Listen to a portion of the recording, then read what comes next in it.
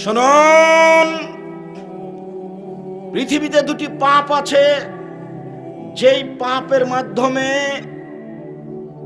আল্লাহকে অপমান করা হয় তার নাম শিরক। যেই পাপের মাধ্যমে নবীকে অপমান করা হয় তার নাম বিদআত। পৃথিবীতে দুটা পাপ আছে যার নিজস্ব ক্ষমতা আছে। শিরক করলে অতীতের নেকি নষ্ট হয়ে যায়, বিদআত করলে ইবাদত কবুল হয় না। বিদআত করলে ইবাদত কবুল হয় না। বিদআত করলে ইবাদত কবুল হয় না। বিদআত করলে ইবাদত কবুল হয় না।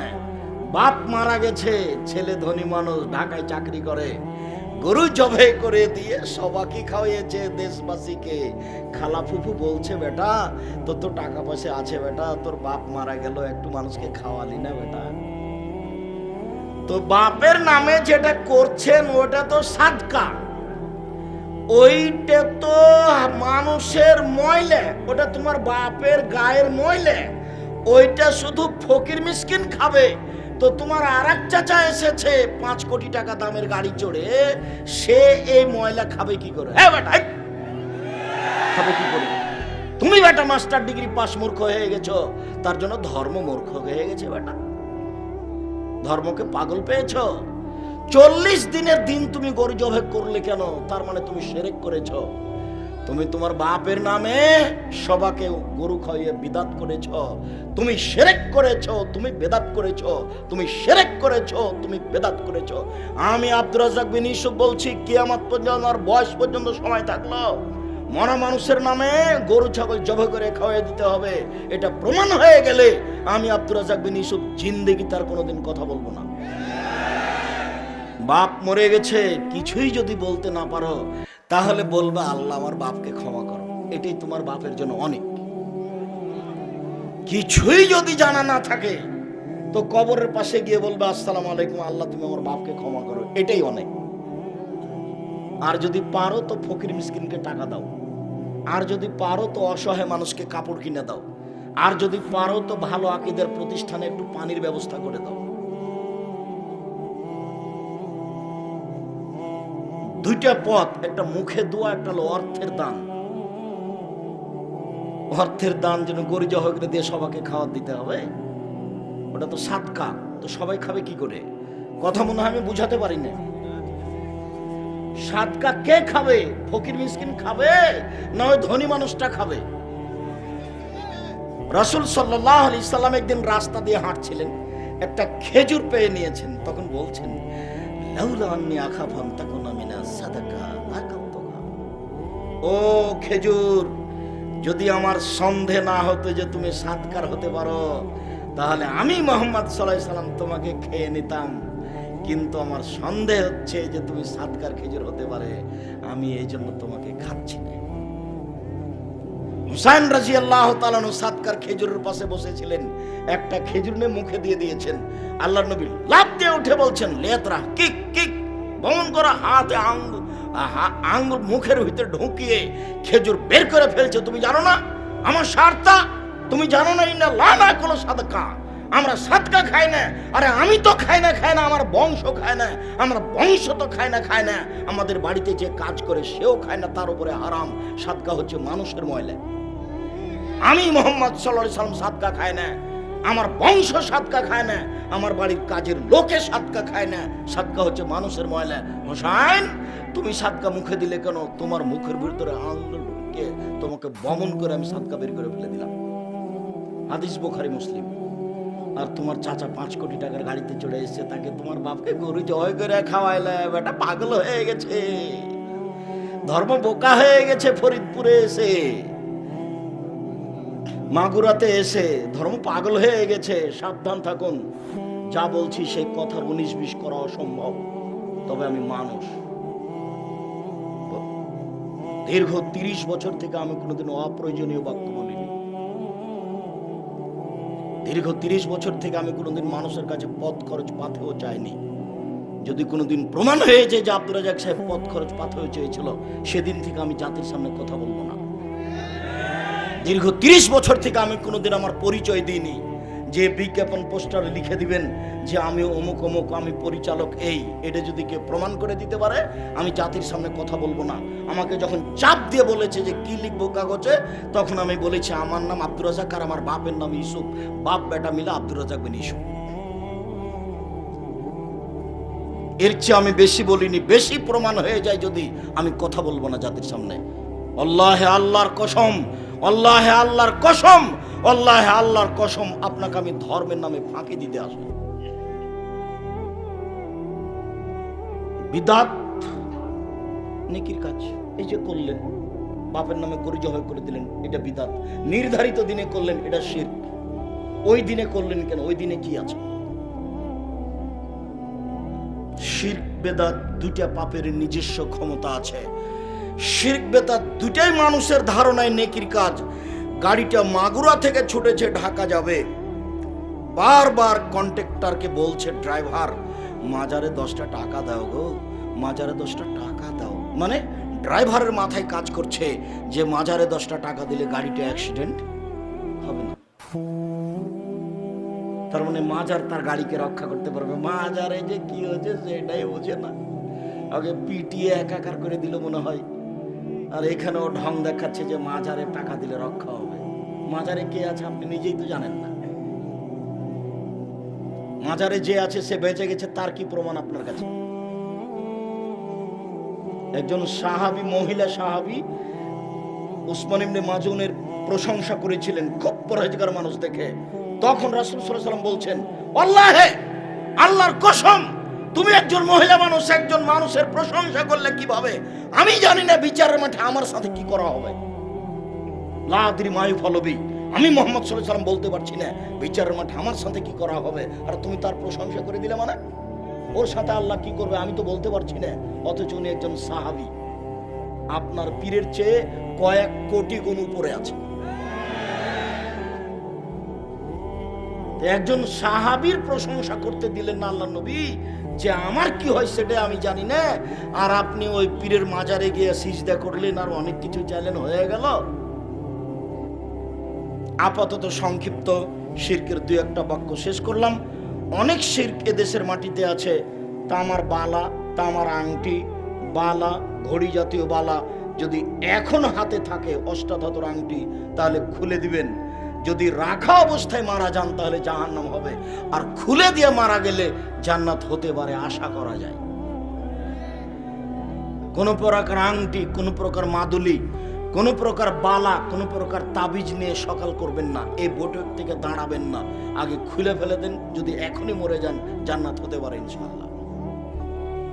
আপনি শিরক মুক্ত অবস্থায় মারা যাবেন। রাসূল সাল্লাল্লাহু আলাইহি ওয়াসাল্লাম বলছেন, ইনজাহা, এই বালা খুলে ফেলো, ওলাইন মুত্তা, তুমি যদি মারা যাও, এ আলাইকা, এই বালা যদি তোমার হাতে থেকে যায়, মাফলাদা ইয়াউমাল কিয়ামা, তাহলে তুমি বিচারের মাঠে জান্নাত পাবা না, তোমার জন্য জাহান্নাম হবে। কোন প্রকার বালা মালা এগুলো সব রাখা হবে না, যাতে সুবিধা হয়, যাতে হাতের ব্যথা ভালো হয়। হাতের ব্যথা যদি অষ্টাধাতুর আংটিতে হয়, তো উনি লন্ডন থেকে ডাক্তারি পাস করে আসলেন, উনি কি কলা করবেন? সবই যদি আপনার তাবিজ দিয়ে হবে, সবই যদি তাবিজ দেয়, তো ডাক্তার এখন কি করবে? সম্মানিত দিনী ভাই বোন, মহিলাদের ব্যাপারে 2টা বাক্য বলে আমরা আগিয়ে যাচ্ছি। যে যেখানে আছেন দিনী মুসলিম বোন, একটু খেয়াল করবেন। এই মেয়ে, গল্প করছো কেন? তুমি একটা মেয়ে মানুষ, তুমি লজ্জাবোধ করো না? এখানে দিনের আলোচনা শুনতে এসে তুমি গল্প করো কি করে? তোমার গায়ে ফ্যাশন বোরকা কেন? এই মেয়ে, তোমার গায়ে ফ্যাশন বোরকা কেন? তোমার বাপ দেখে না? তোমার বাপের একটু লজ্জা হয় না? তোমার মা দেখে না? তোমার মায়ের একটু লজ্জা হয় না? তোমার একটু লজ্জা হয় না? তোমার গায়ে ফ্যাশন বোরকা কেন? তুমি নিজেকে মুসলিম মেয়ে মনে করলে এই বোরকা বাড়িতে গিয়ে আগুন দিয়ে জ্বালিয়ে দিবা। শোনো, কথা রক্ষা করো। ফ্যাশন বোরকা দিয়ে তুমি জান্নাত লাভ করতে পারো না, ভুল হিসাব। 3 শ্রেণীর নারী জান্নাতে যাবে, 3 শ্রেণীর মানুষ জান্নাতে যাবে না। 3 শ্রেণীর মানুষ জান্নাতে যাবে না, 3 শ্রেণীর মানুষ জান্নাতে যাবে না। 1, মদমিনুল খামর, যারা নিয়মিত বিড়ি, তামাক, জর্দা, সিগারেট, গুল, নেশাদার দ্রব্য খায়, পান করে, তারা জান্নাতে যাবে না। 1, যারা নিয়মিত বিড়ি, তামাক, জর্দা, সিগারেট, গুল, নেশাদার দ্রব্য খায়, পান করে, তারা জান্নাতে যাবে না। ওখান থেকে পাশ থেকে হুজুর বলছেন, আপনি তো বক্তব্য দিচ্ছেন, আপনারা এক সাহেব, আপনাকে কিছু বলতে পারছি না, তো জর্দা যে হারাম তার প্রমাণ কি? তো আমিও বলছি যে প্রমাণ কি, তো একটু বলি তাহলে, যেহেতু আপনার জানা আছে। আল্লাহ নবী বললেন, মাসকারা কাসিরুহু ফাকালিলুহু হারাম, যে জিনিস বেশি খেলে বিবেকের ক্ষতি হবে তার এক কণাও হারাম। তো আপনি একটু হাফ কেজি জর্দা খান তো এখন দেখি। খবরদার, না বুঝে মুখ খুলবেন না, চুপ থাকবেন, এবারে লজ্জা করে ধীরে উঠে চলে যাবেন। আর মনে মনে বলবেন, আল্লাহ তুমি জর্দা ছেড়ার তৌফিক দান করো, আল্লাহ তুমি জর্দা ছেড়ে দেওয়ার তৌফিক দান করো। মুখ খুলবেন না কারো সামনে, দেখাবেন না যে জর্দা মাকরু, মাকরু মানে খারাপ। আপনি খারাপ খান আর আমাদের ইমামতি করেন? আপনি খারাপ খেয়ে ইমামতি করেন কি করে? তওবা করেন যে আমি আর জর্দা খাবো না। সম্মানিত দিনী ভাই বোন, যারা বলেছে বিড়ি, তামাক, জর্দা, সিগারেট, গুল যে হারাম মদ, তার প্রমাণ কোথায়? ও বুঝতে ভুল করেছে। মুহাম্মদ সাল্লাল্লাহু আলাইহি ওয়াসাল্লাম এমন একটা বাক্য বলে দিয়েছেন যে বাংলাদেশ, সৌদি আরব, কুয়েত, কাতার, আমেরিকা, লন্ডন, চীন, জাপান, সারা পৃথিবী জুড়ে চলবে। সেটা হলো এই, যে জিনিস বেশি খেলে বিবেকের ক্ষতি হয় তার কম হারাম। এটা রাসূলের বাক্য, এক বাক্য দিয়ে সারা পৃথিবীকে একবারে ডাবিয়ে দিয়েছে। সম্মানিত দিনী ভাই বোন, জরুরি কথা 2, রাজলাতু মিনান নিসায়ে, পুরুষের বেশধারী নারী জান্নাতে যাবে না। যারা পুরুষের জুতা স্যান্ডেল পরে, যারা পুরুষের শার্ট প্যান্ট পরে, যারা পুরুষের পোশাক পরে, তারা জান্নাতে যাবে না। এই মেয়ে, তোমার পায়ে যে জুতা আছে ওটা তো পুরুষের জুতা, মেয়েদের জুতা তুমি খুঁজে পাও না? সম্মানিত দিনী বোন, আপনাকে আমি অপমান করতে আসিনি, আপনাকে সম্মান করি, আপনাকে আয়েশার মতো মনে করি, আপনাকে খাদিজার মতো মনে করি, আপনাকে আমি মূল্যায়ন করতে চাই। আপনি পুরুষের পোশাক পরা ত্যাগ করুন। ওইসব নারী জান্নাতে যাবে না যারা পুরুষের পোশাক পরে, যারা পুরুষের জুতা, স্যান্ডেল, শার্ট, প্যান্ট পরে, তারা জান্নাতে যাবে না। আমি অনুবাদক মুহাম্মদ সাল্লাল্লাহু আলাইহি ওয়াসাল্লাম এভাবে বলেছেন। 3, রাজলাতু মিনান নিসায়ে দায়ুস আল্লাযী ইউকাররু ফি আহলিসাল খাবাসা, যে তার বাড়িতে বেহায়াইর সুযোগ দিয়েছে সে জান্নাতে যাবে না। বাপ চলে গেছে 3 চিল্লায় লন্ডনে, বেটি ঢাকা বিশ্ববিদ্যালয়ে পড়ে, আর একজনের সাথে ঘুরে হুজুর জান্নাতে যাবে। 3 শ্রেণীর মানুষ জান্নাতে যাবে না। তার এক শ্রেণীর মানুষ হচ্ছে যার বাড়িতে বেহায়াই আছে, যার স্ত্রী ইসলামী পোশাক পরে রাস্তাঘাটে বের হয় না, যার মেয়ে ইসলামী পোশাক পরে রাস্তাঘাটে চলে না, সেই দায়ুস, তাকে জাহান্নামে যেতে হবে। হজ করলেও, তাহাজ্জুদ পড়লেও, চিল্লা দিলেও কোনো পথ নেই। বিচার, বিচার। আর যেদিন বিচার হবে সেদিন কেউ কথা বলতে পারবে না। আল ইয়াউমা লা তামলিকু নাফসুন লিনাফসিন শাইআ ওয়াল আমরু ইয়াউমাইযিন লিল্লাহ। আজ কোনো মানুষের কোনো উপকার করতে পারবে না, একচ্ছত্র মালিকানা আমার হাতে থাকবে। আইনাল জব্বার, আইনাল মুতাকাব্বির। আজ কিয়ামতের মাঠে স্বৈরাচারী, স্বেচ্ছাচারী, অহংকারী, বদ মেজাজের কোথায়? আনা মালিকুল আমলাক, আমি হচ্ছি রাজাধিরাজ। এই বাক্যগুলি ঘোষণা দিয়ে বিচার শুরু হবে। সম্মানিত দিনী ভাই বোন, সম্মানিত বোন, আপনার জন্য জরুরি কয়েকটা কথা। 4টে কাজ যদি আপনি করতে পারেন তাহলে আপনি জান্নাতের যে কোনো দরজাতে ঢুকতে পাবেন। 4টে কাজ। 1, সালাত খামসাহা, 5 ওয়াক্ত সালাত আদায় করবেন। 2, সমাত সাহারাহা, রমজান মাসের সিয়াম পালন করবেন। 5 ওয়াক্ত সালাত আদায় করলো, রমজান মাসে সিয়াম পালন করলো। ওয়াতাত বালাহা, স্বামীকে মেনে চললো। 3, 4, আহসানাত ফারজাহা, জেনায় লিপ্ত হলো না। এই 4টে কাজ যদি আপনি করতে পারেন তাহলে জান্নাতের সব দরজা খোলা। 1, 5 ওয়াক্ত সালাত আদায় করবেন। 2, রমজান মাসে সিয়াম পালন করবেন। 3, স্বামীকে মেনে চলবেন, তিতা লাগলেও মিঠা লাগলেও। বুঝে নিলাম আপনার স্বামীর মুখ খুব খারাপ, যখন তখন আপনাকে অকথ্য ভাষায় গালি দেয়। এইভাবে কষ্ট করে সংসার করতে করতে 3-4টা বাচ্চা হয়ে গেছে, কেন আপনি তার সাথে 2 মাস 3 মাস থেকে কথা বলছেন না? এটা ঠিক নয়। যতই খারাপ লাগুক, শরীর হাতকে, নিজের অন্তরকে একবারে পাথর দিয়ে চাপা দিয়ে তার কথা সহ্য করে এই সংসার করুন, আপনার জন্য ভালো হবে। আপনি প্রতিবাদ করিয়েন না, এটা আপনার জন্য ভালো হবে। স্বামীর সাথে কথা বন্ধ করিয়েন, এটা আপনার জন্য ভালো হবে। আপনার স্বামী এক গ্লাস পানি চাইলো, খুব গালি দিয়েছে, সেই জন্য এক গ্লাস পানি নিয়ে গিয়ে সামনে থ্যাকস করে মুখখান করে, এটা ঠিক হবে না, এটা ঠিক নয়। যদি শেষ পর্যন্ত দেখেন যে এর সাথে চলা যাবে না, বাদ দেন। আপনি খোলাক তালাক করতে পারেন, কোনো সমস্যা নেই। আপনার স্বামী যত বড়ই চাকরিজীবী হোক, যতই সুন্দর হোক না কেন, আপনাকে ভালো লাগে না, আপনি খোলা তালাক দিয়ে দেন হাদিস সহিহ। কিন্তু সংসার করলে তাকে মেনেই চলতে হবে,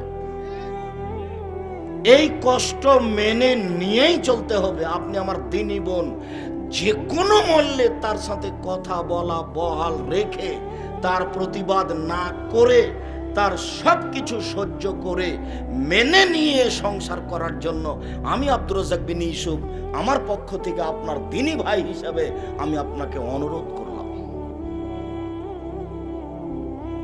আপনি আপনার স্বামীর সাথে কথা বলে জীবিকা নির্বাহ করেন, জান্নাত খোলা আছে। 4, জেনায় লিপ্ত হবেন না। যদি জেনা ঘটে গিয়ে থাকে তাহলে তওবা করেন, ইনশাল্লাহ যে পাপ হয়ে গেছে ওটা নেকিতে পূর্ণ হয়ে যাবে। আর আজ থেকে যদি আপনারা জেনা বন্ধ করতে পারেন, অশ্লীল কাজ বন্ধ করতে পারেন, তাহলে আপনার জন্য জান্নাতুল মাওয়া, ওটা আল্লাহ ঘোষণা দিয়েছেন।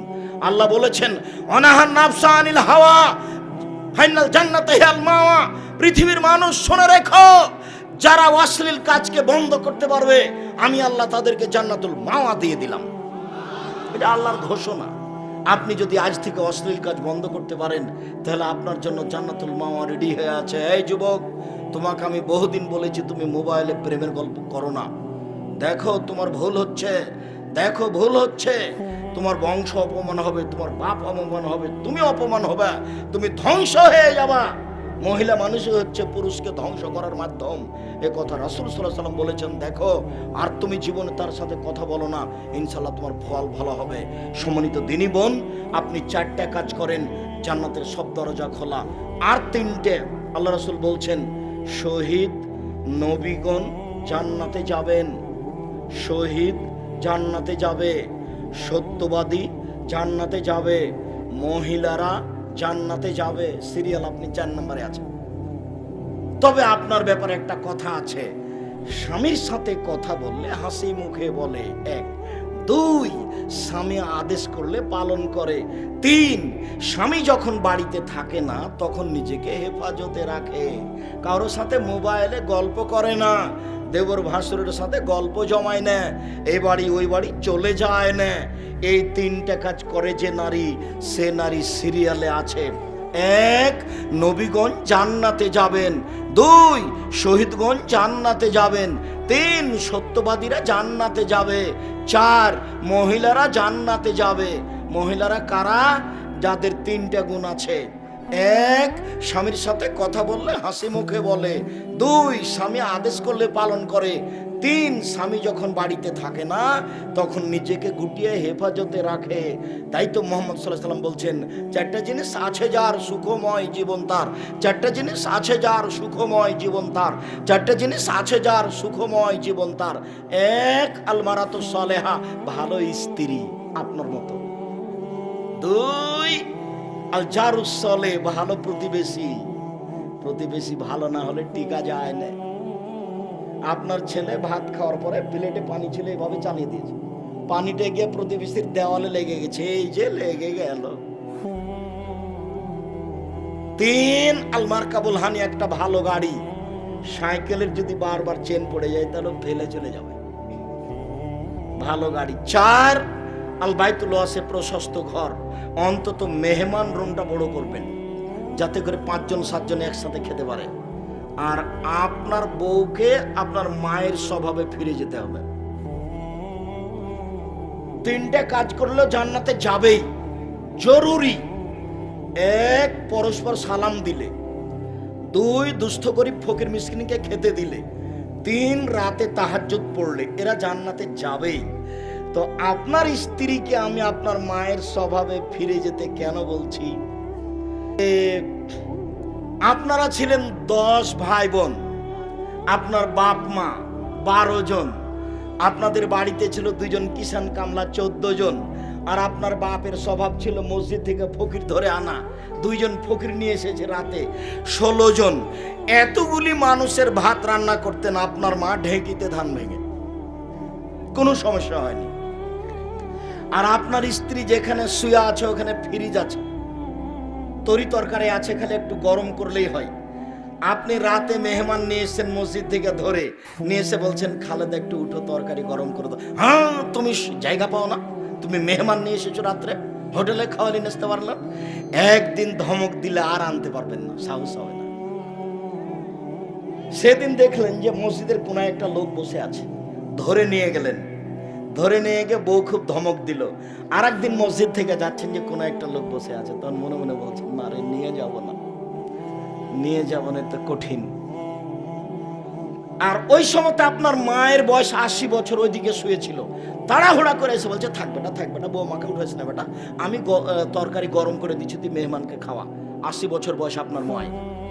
শুনুন, আমি বউ তালাক দিতে বলিনি, তবে দেখে শুনে পরিবর্তন করতে হবে, এই কথাই ঠিক। কেননা আপনার স্ত্রীকে আপনার মায়ের স্বভাবে ফিরে যেতেই হবে। ভুলেও কোনোদিন 150 চাল রান্না করবেন না, 200 করবেন না। আপনার মা 1 কেজি 5 কেজি করতেন, আপনি হাফ কেজি 1 কেজি করবেন। সারাদিন মেহমানে খাবে, আপনারা খাবেন, ফকিরে খাবে, রাতে গরুতে খাবেন। 150 কেন চাল রান্না করলো আপনার স্ত্রী? দুপুরে মেহমান এসছে, তখন স্ত্রী বলছে কি করবে, কি করবে, এইটুকু ভাত যদি দিই মেহমানকে তো তাহলে শেষ হয়ে যাবে। এক কাজ করো, চানাচুর বিস্কুট দিয়ে বিদায় করতে। দুপুরে চানাচুর বিস্কুট দিতে হবে। বউকে মায়ের স্বভাবে ফিরে যেতে হবে, জরুরি ঘোষণা। আপনার জন্য একটা কথা বলে আমরা আলোচনায় চলে যাচ্ছি। স্বামী হিসাবে 5টা কাজ করতে হবে। 1, আতেবা মাতা এমতা, যে মানের খাচ্ছ বউকে সে মানের খাওয়াবা। 2, ফাঁকসুহা মাত্তা সাইতা, যে মানের কাপড় পরো বউকে সে মানের পরাবা। 3, অলা তুকাব্বে, বউকে কখনো কটু কথা বলবা না, বউকে মারতে হবে না, বউকে গালি দিতে হবে না, বউকে নিন্দা করতে হবে না। ভুলেও কখনো বলবেন না যে তোমার ঠোঁটটা মোটা। একবার যদি ঠোঁট মোটা বলেন 10 বছর ভালোবাসবে না। ভুলেও কখন বলবেন না যে তোমার রংটা কালো, এগুলো হলো দোষ। কটু কথা বলবেন না কখনো। দিন রাত খালি বলবেন তোমার মতো কোনো মেয়ে দেখি না, প্রশংসা করেন, সারা রাত মাটি বেঁধে দেবেন। একটু প্রশংসার ভিখারি, মুখটা একটু সামলে রাখবেন, কটু কথা বলবেন না, নিন্দা করবেন না। এই কথা মুহাম্মদ সাল্লাল্লাহু আলাইহি ওয়াসাল্লাম বলছেন। সে বাপকে, শ্বশুর শাশুড়িকে গালি দিবেন না ভুলেও, ইনশাআল্লাহ সংসার সুন্দর হবে। 4, মুখের উপরে মারবেন না। 5, ওলা তাতরকা ইল্লা ফিল বাইতে, নিজের বাড়ি ছাড়া কোথাও যেতে দিবেন না। আপনার স্ত্রী চাচির বাড়ি যেতে পাবে না, খালার বাড়ি যেতে পাবে না, মায়ের বাড়ি যেতে পাবে না, জরুরি কারণ ছাড়া আপনার বাড়ি ত্যাগ করতে পাবে না। যদি যায়ও কোনো কারণবশত আপনার শ্বশুর বাড়ি, তাহলে আপনাকে সাথে যেতে হবে। ভুলেও কখনো বিবাহের বাড়িতে যেতে দিবেন না। বিবাহের বাড়িতে বউ গেলে স্বামীর সংখ্যা বেশি হয়ে যায়। বিবাহ ওটা কেটে দিবেন, পুরুষ মনে করবেন নিজেকে পুরুষ। আর বাড়িতে 44 ধারা জারি থাকবে, কারফিউ। এবারে কঠোর থাকবেন স্ত্রী এবং ছেলে মেয়ের উপরে, নরম হবেন না কখনো, নইলে তাহাজ্জুদ পড়ে টিকতে পারবেন না, ছেলে মেয়ের জন্য জাহান্নামে যেতে হবে। রিক্সাওয়ালা বলছে যে তাড়াতাড়ি বাড়ি চলে যাবো, 7টা বেজে গেল, সন্ধ্যা 7টা। কেন গো? বলে ফখরুদ্দিনের যুগ। রাজশাহী মেডিকেলে একটা কলার ছাল পড়ে নেই, মানুষই নাই তো কলার ছাল কোথায়? একটা লোক দেশের উপরে এভাবে ক্ষমতা প্রয়োগ করে, আর বাড়িতে একটা বউ আছে আর 3টা ছেলে আছে, তাই ক্ষমতা প্রয়োগ করতে পারেন না? কাপুরুষ নাকি? কাপুরুষ নাকি? একবারে 24 ঘন্টা 44 ধারা জারি থাকবে বাড়িতে, তার নাম আপনি বাপ। আপনার কারণে পরিবেশ এরকম হয়ে আছে। আপনি বলেন ওই যে মেয়েটা ফ্যাশন বোরকা পরে আছে, ওর জন্য আমি দায়ী না আপনি দায়ী? জন্ম দিয়েছেন আপনি আর আমি দায়ী মানে? জি না। জন্ম দিলেন আপনি আর আমি দায়ী মানে? আমার মেয়ে তো এভাবে পড়ে নেই। জি না। ভুল হিসাব, আপনার কারণে এটা ঘটেছে। আর আপনার স্ত্রী ওর ছোট ভাইয়ের সাথে এসেছে, আপনার ছোট ভাইয়ের সাথে এসেছে, আপনার কারণে এসেছে। আপনি কাপুরুষ। আপনার ভিতরে কোনো পুরুষত্ব বলে কোনো জিনিসই নাই, আপনার গায়ে একটুকু রক্ত নাই, সব বুঝ। এটা ব্যক্তিত্ব থাকতে হবে, পুরুষত্ব থাকতে হবে, ক্ষমতা থাকতে হবে। স্ত্রীর সাথে মিলতে পারে তার নাম পুরুষত্ব নয়।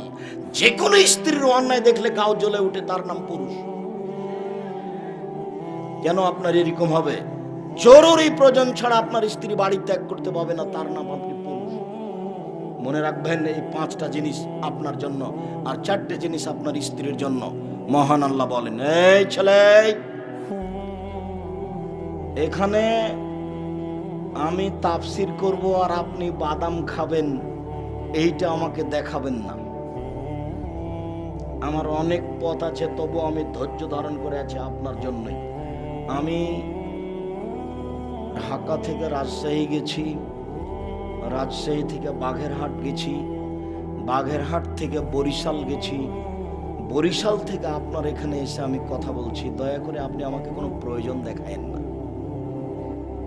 পেশাব পায়খানার প্রয়োজন হলে আপনি কিছুক্ষণ অপেক্ষা করুন।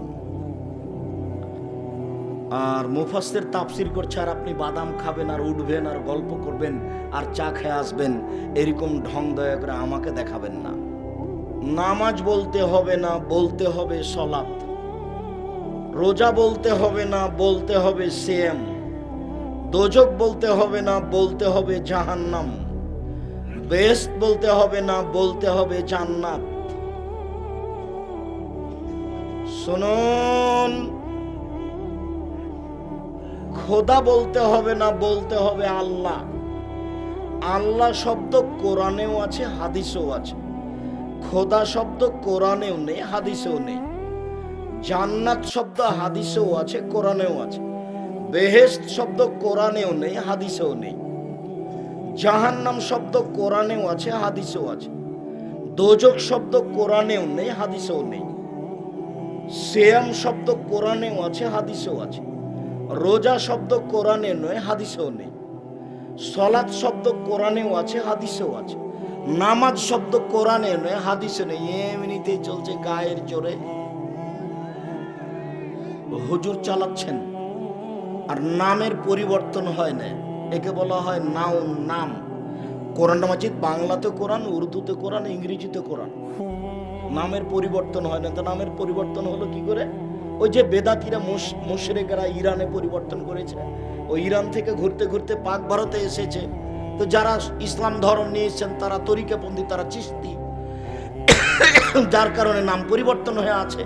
আর এদেশে রাজত্ব চলেছে তরিকাপন্থীদের। যারা মোগল, তারা ফার্সি ভাষার লোক ছিল, 750 বছর তাদের ক্ষমতা চলেছে। তারা চলে গেলে এদেশে ক্ষমতা থেকেছে ইংরেজদের 190 বছর। তারা চলে গেলে এদেশে ক্ষমতা প্রয়োগ করেছে পাকিস্তান থেকে এসে শিয়া, মিস্টার জিন্নে শিয়া, মিস্টার লিয়াকত আলী শিয়া, নবাব সিরাজউদ্দৌলা শিয়া। যার কারণে এদেশে শিয়াদের প্রভাব আছে। সবার কাছে তো বিকৃত ধর্ম, আপনি ঠিক পাবেন কোথায়?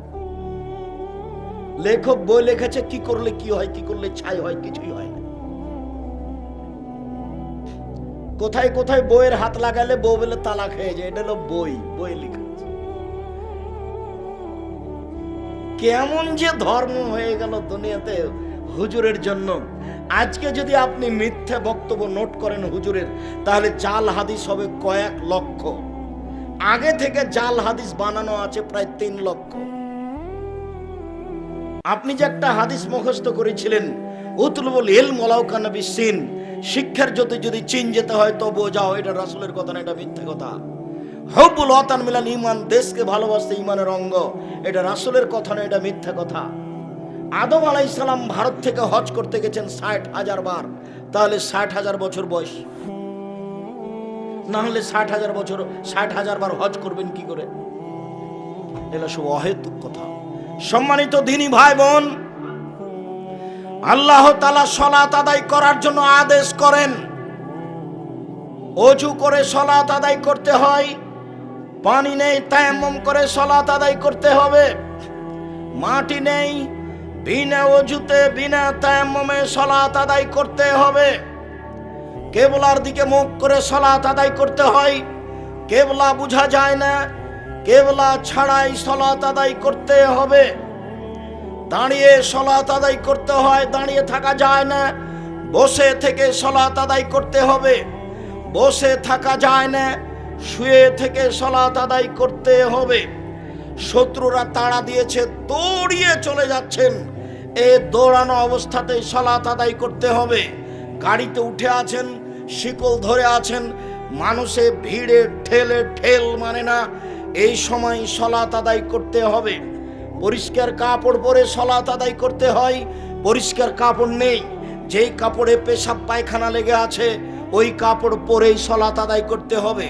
পরিষ্কার অপরিষ্কার কোনো কাপড়ই নেই, কারণবশত আপনি উলঙ্গ হয়ে আছেন, এই উলঙ্গ অবস্থাতে নামাজ পড়তে হবে, পড়তেই হবে। তাই আমি বলেছি, আফগানিস্তানে, ইরাকে, মুসলিম দেশে মার্কিন সৈন্য ঢোকে, মুসলিম মহিলাদেরকে উলঙ্গ করে তাদের চোখের সামনে হাঁটতে বলে। এই সময়ে যদি সলাতের টাইম হয়ে যায় তাহলে উলঙ্গ অবস্থাতে এই মহিলাকে সলাত আদায় করতে হবে, করতেই হবে।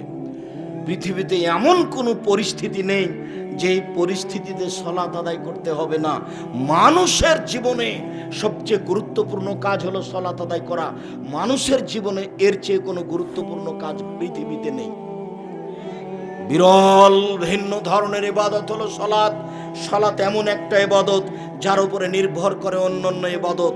সালাত এমন একটা ইবাদত যার উপরে নির্ভর করে অন্যান্য ইবাদত। আব্দুর রাজ্জাক সাহেব বলেছেন যে ইবাদতের সবচেয়ে দামি ইবাদত সিয়াম।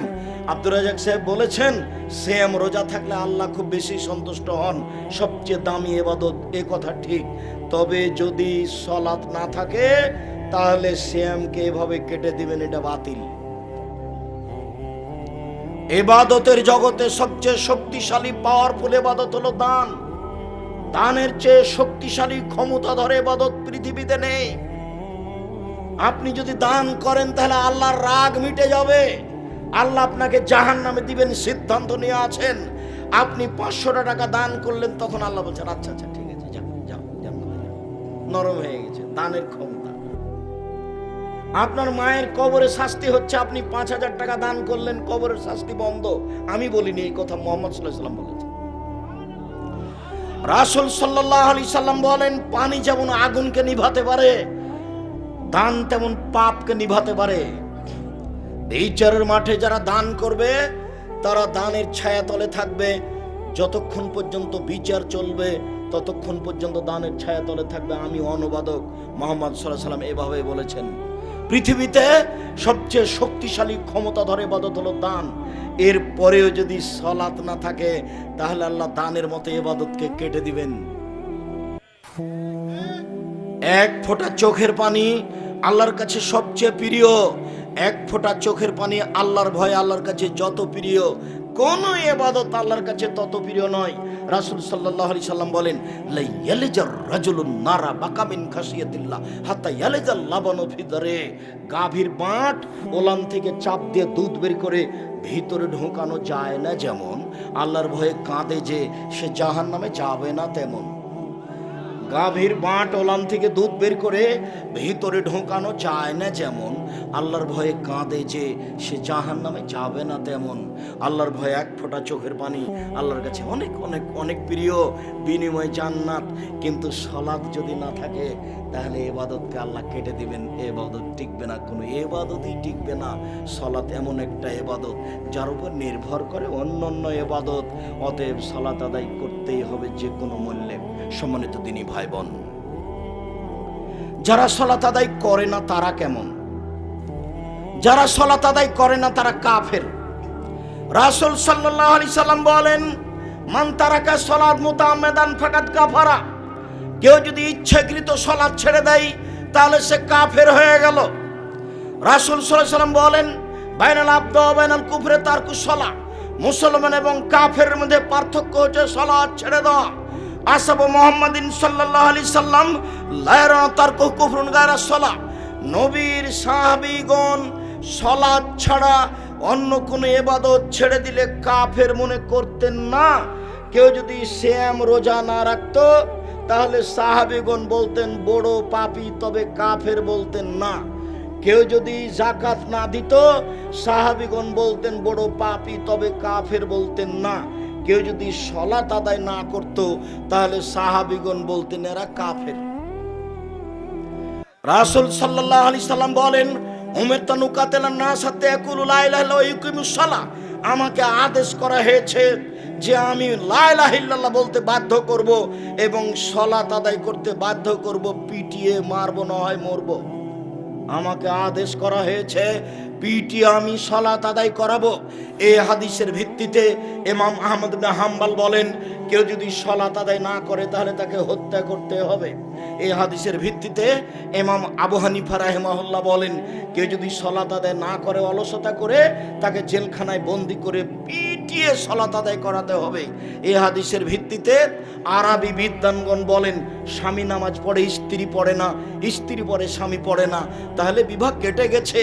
চেয়ারম্যান লাগে না, মেম্বার লাগে না, খাতা কলম লাগে না, বিবাহ এমনিতেই গেছে।